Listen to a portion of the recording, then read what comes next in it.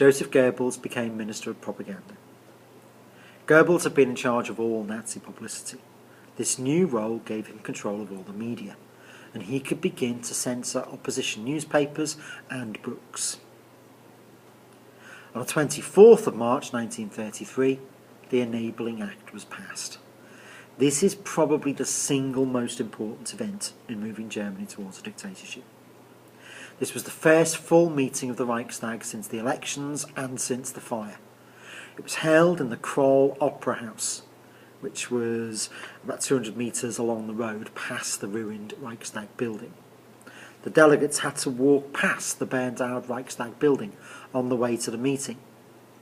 So they would arrive in this opera house with the smell of smoke and burnt building in their nose. The whole event was orchestrated and dominated by the Nazi Party. The swastika was everywhere. The SA and the SS are standing in the aisles of throughout this theatre, making sure that everything is focused on Hitler. When he walked onto the stage to take his place in front of the Reichstag group for the first time, there was tremendous applause. And then he stood in absolute silence. Eventually he demanded, not asked, demanded that he be given an Enabling Act. This would allow him to make laws without consulting the Reichstag or involving the President. He insisted this was a temporary measure. He insisted that Germany was under huge threat from the Communist Party, that a revolution was about to sweep across Germany, and the only way in which the Nazi Party could help save Germany was by taking this drastic action. Intimidated by the Nazis, the Reichstag voted yes, and voted themselves out of existence. This gave Hitler all the legal powers of a dictator. On the 7th of April 1933, the purging of the called alien elements began. All parts of the civil service, courts and legal system and education were purged of alien elements. This means that anybody who opposes the Nazi Party openly is sacked. The other group that are also removed from their positions are Jews. On the 2nd of May 1933, the German Labour Front, the DAF, was created. All German workers were forced to join the DAF. This was led by Dr. Robert Ley. This organisation kept strict control of workers.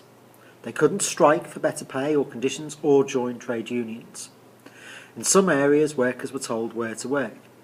And this did go a long way towards reducing unemployment, and the German Labour Front did introduce a number of policies such as Strength Through Joy and other schemes which improved some working conditions. On the 9th of June 1933, Hitler introduced the Employment Law. This created the Public Works Programme, a major programme of road building and other jobs to defeat unemployment.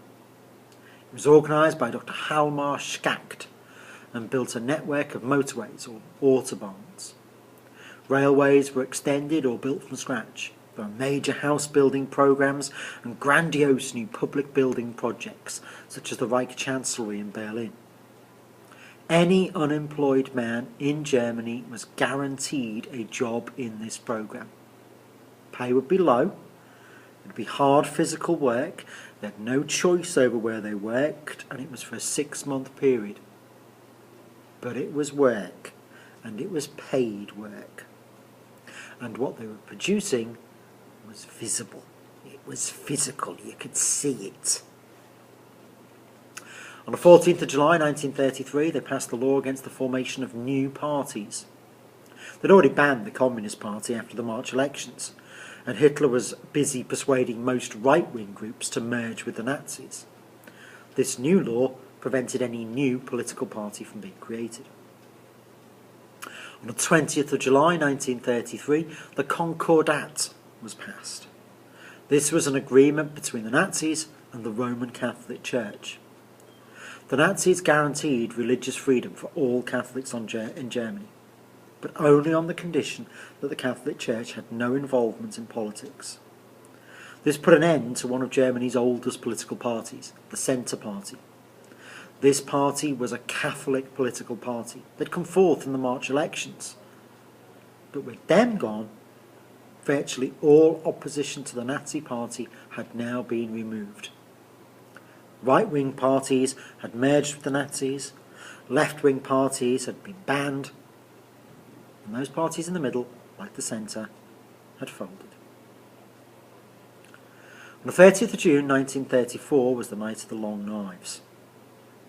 One organisation that Hitler had still not won over was the army. They weren't impressed with him and were particularly suspicious of the 4 million men in the SA, led by Hitler's old ally, Ernst Röhm. Hitler was also suspicious of Röhm's ambitions. He's one of the few members of the Nazi Party who was in the party before Hitler. He'd walked alongside Hitler at the Munich Putsch in November 1923.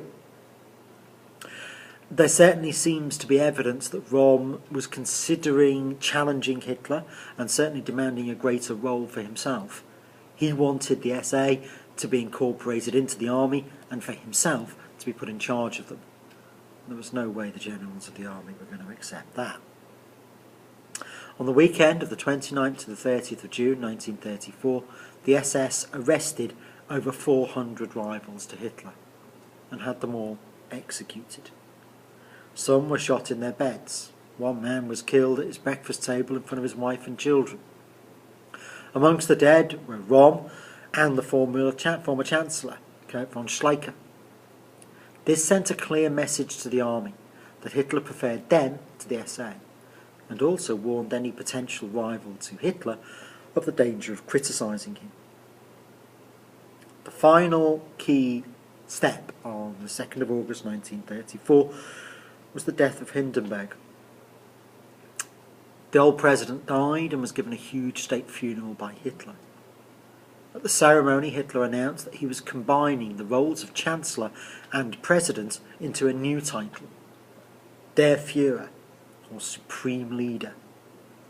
The entire German army swore an oath of personal loyalty to Hitler and agreed to stay out of politics. In return, Hitler spent huge sums of money on rearmament. He brought back conscription and made plans to make Germany a great military power again. In less than 2 years, Hitler had transformed Germany into a dictatorship. Now, there's a lot of events there, and yes, you do have to go and learn them. One way to do it would be to draw up a timeline, stick it up on a wall, and learn it that way. Another would be to put it on flashcards so you can test yourself. Key events. February, the SA are incorporated with the police. 27th of February, Reichstag fire. 28th, emergency decree.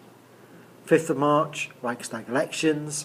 13th, Goebbels becomes Minister of Propaganda. The biggie, the one you really must know. 24th of March, 1933, the Enabling Act. That's what gives Hitler legal authority to become a dictator. The purging of alien elements in April, the German Labour Front introduced in May, and the employment law in June. New parties are banned in July, and the Concord Act in the same month. We then skip to 1934, and June, the night of the Long Knives, and August, the death of Hindenburg. Go away, go learn them. These are the types of dates and events. If you can throw those into the exam, the examiner will get really quite excited and give you lots and lots of marks. Thank you very much. I hope you've enjoyed and found this one useful, and I will return very soon with the next one. Thank you.